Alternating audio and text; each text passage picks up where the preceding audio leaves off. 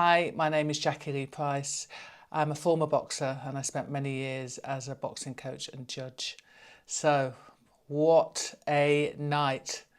Let's break it down. David Benavidez, now campaigning in the 175 division after being a champion in the 168. Benavidez won by stoppage after what could be described as pretty one-sided competition. Benavidez was a strong favourite in the lead up to the fight, but we know that Yarde always comes to put on a fight. So let's break the fight down. Round one, Benavidez had the noticeably better jab. He was keeping Yarde long range, working both the head and body.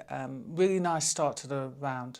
Yarde, nice, composed, fainting a little bit, but nothing really coming off it.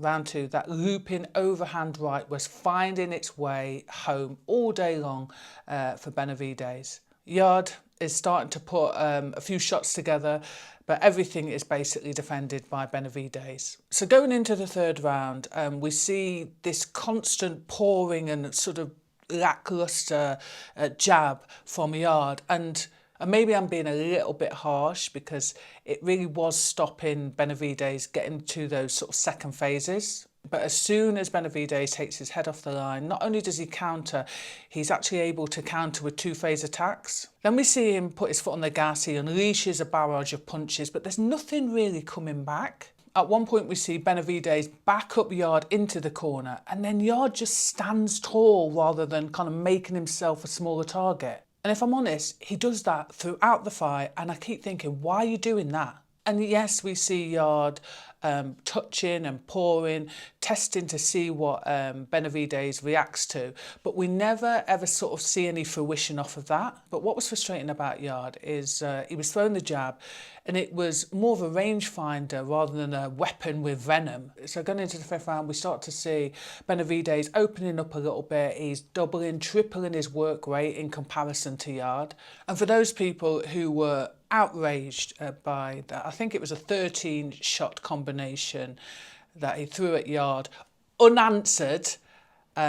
Yarde should have held. It's as simple as that. If you watch closely, Yarde is actually holding on to Benavidez's arm. It's not even on the blind side of the ref, but he leaves one arm free, and so, you know, Benavidez just went to work. At times, Benavidez swarms Yarde with just a sheer volume of punches, and of course, yes, Yarde is firing back, but there's literally no sting in those shots. At opening of round 6, you see Yarde trying to really take it up a notch and put it on Benavidez, and actually Benavidez is calling him on, saying, "Come on, you know, let's go."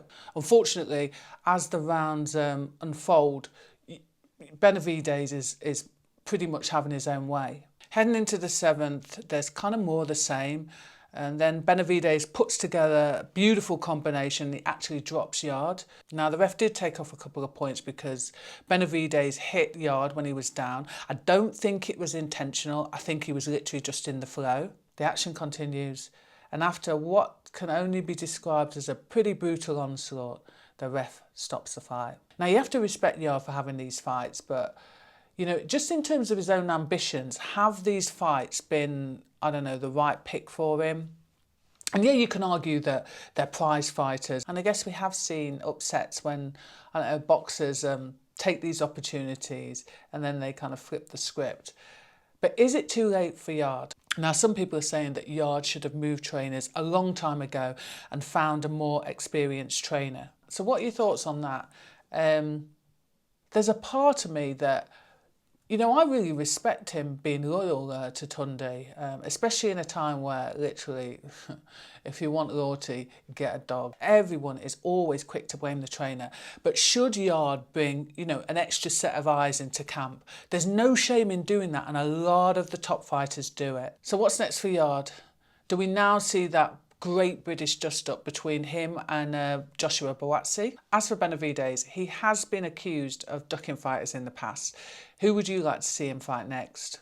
If you want a real, authentic voice in boxing, stick around, like, subscribe, drop your comments in the comments section and be part of the conversation.